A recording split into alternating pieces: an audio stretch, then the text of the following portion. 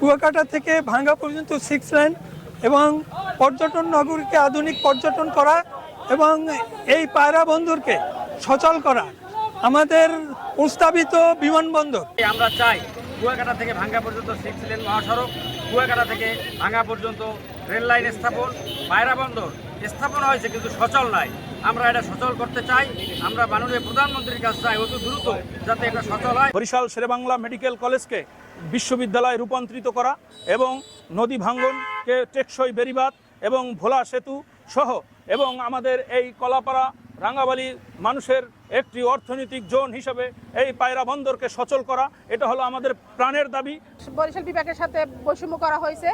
আমরা কলাপাড়া উপজেলাবাসীর দাবি জানাইতেছি যে আমাদের ভাঙ্গা থেকে কুয়াকাটা 6 লেন নির্মাণ করা হোক এবং আমাদের যে পায়রা বন্দর দেওয়া হয়েছিল সে কাজটা অসমাপ্ত আছে, সেটার কার্যক্রম যেন শুরু হয়।